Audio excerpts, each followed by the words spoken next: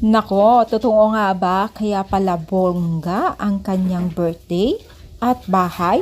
So bago natin ipagpatuloy ng ating pag-support today's video, kung bago ka pa lang sa aking channel, please subscribe, like, and pakit na rin po natin guys ang notification bell upang ma-update po tayo tuwing ako pinag-upload patungkol sa Team Kalingap. And please support pa natin ang buong Team Kalingap, lalong-lalo na po kila Kalingap Rob at Kuya Bal.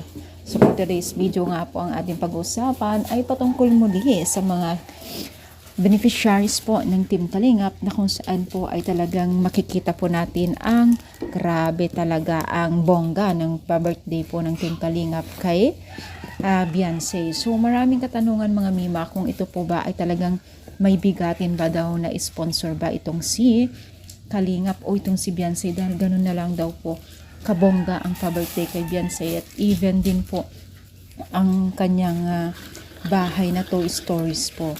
Nagtatanong po ng nakakarami kung ito po ay totoo nga bang may mga bigatin po na sponsor, no, kagaya po sa mga ibang beneficiaries po.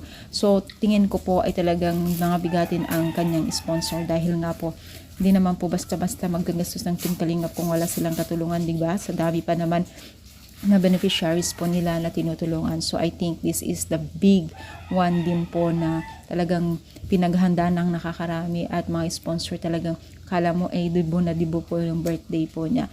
Pero syempre nagpapasalamat po ang mga netizens po dahil nga po sa talagang todo suporta po ang Team Kalingap ang mga netizens po sa kanila. Sana nga tuloy-tuloy ang blessing po ni Beyonce na ibabahagi po natin, no? At lalo na po sa mga manonood din po. So, ano masasabi ninyo? Masaya ba kayo? I-comment down. Palike po ang ating video. Thank you and God bless.